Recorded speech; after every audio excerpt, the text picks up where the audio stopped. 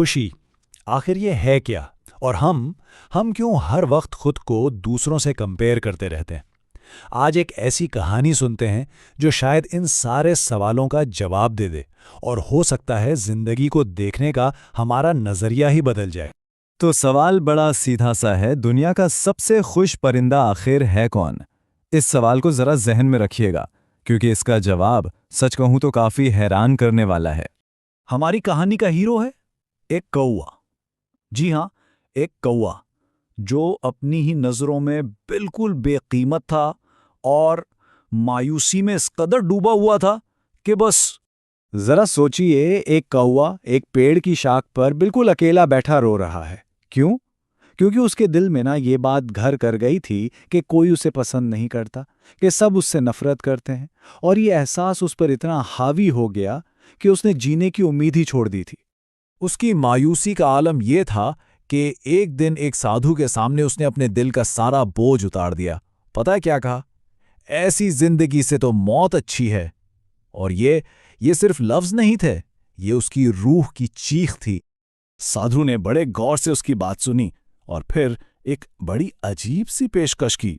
कहा, ठीक है, मैं तुम्हें हंस बना सकता हूं, मगर मेरी एक शर्त है। पहले जाओ और किसी हंस से ये पूछ कर आओ कि क्या वो सच में खुश है। बस यहीं से कौवे के उस सफर की शुरुआत हुई जो उसकी पूरी दुनिया बदलने वाला था। तो अब कौवा एक मिशन पे निकल पड़ा। मिशन क्या था? खुशी की तलाश। वो ये मान चुका था कि वो जो है वो तो ठीक नहीं, कोई और बनकर ही उसे एक परफेक्ट जिंदगी मिल सकती है। तो चलें देखते हैं कि ये सफर उसे कहाँ ले जाता है। उसके जहन में एक पूरा प्लान था। पहला कदम खूबसूरत हंस से मिलना, दूसरा रंग बिरंगे तोते को ढूंढना, और आखिर में उस शानदार मोड़ तक पहुंचना।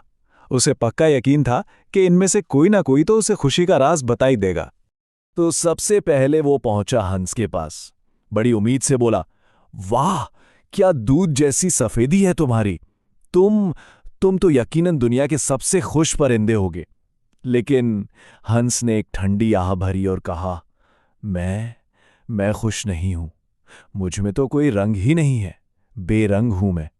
असली खुशी वो तो रंग बिरंगे तोते के पास हो। अच्छा जी, तो कौवा अब पहुंचा तोते के पास। उसे देखकर बोला, अरे वाह, क्या कमाल के रंग हैं तुम्हारे, तुमसे ज्यादा खुश तो कोई हो ही नहीं सकता।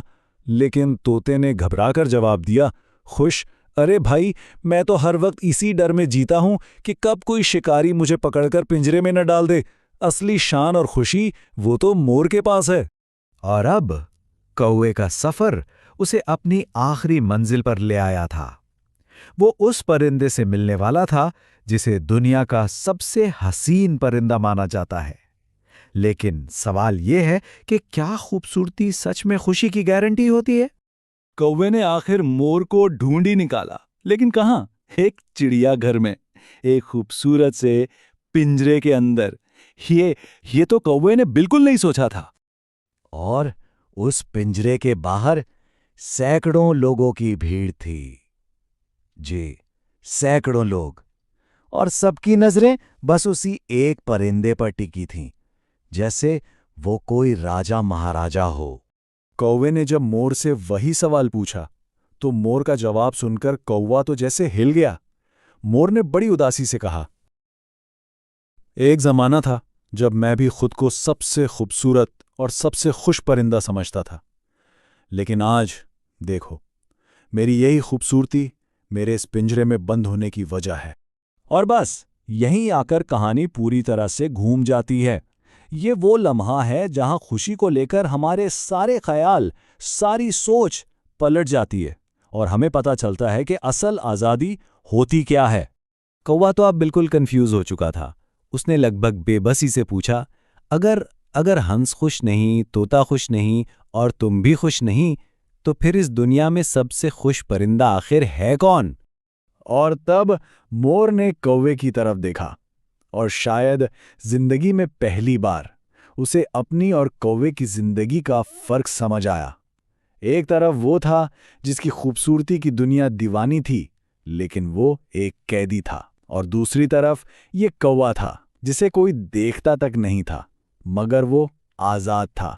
मोर ने एक नज़र पूरे चिड़ियाघर पर दौड़ाई और बोला, मैंने इस चिड़ियाघर के हर परिंदे को देखा है। सब के सब पिंजरों में हैं, सिवाय तुम्हारे। तुम अकेले ऐसे परिंदे हो जो जहां मर्जी आए जा सकते हो। और फिर उसने वो बात कही जो इस पूरी कहानी का दिल है। असली खुशी खूबसूरती में नहीं, आज़ादी में है। ये सुनना था कि कौवे के अंदर जैसे एक दिया सा जल गया। जिंदगी में पहली बार उसे कौवा होने पर खुशी महसूस हुई। वो सीधा साधु के पास वापस गया और बड़े सुकून से बोला, आपका शुक्रिया, लेकिन मुझे अब कुछ और नहीं बनना। मैं जैसा हूं बिल्कुल ठीक हूं। उसका सफर बाहर की दुनिया में शुरू हुआ था, मगर खत्म अपने अंदर हुआ। तो इस पूरी कहानी से हमें क्या सीखने को मिलता है? सबक बहुत सीधा सा है लेकिन बहुत गहरा। ये जो कंपैरिजन का ट्रैप है ना, यानी मुवाज़ने का जाल, यही वो चीज थी जिसने कौवे को दुखी कर रखा था।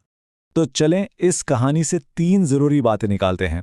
पहली, ये जो बिना वजह का कंपैरिजन हम करते हैं ना, ये हमें दुख के एक ऐसे चक्कर में फंसा देता है जिसका कोई अंत नहीं।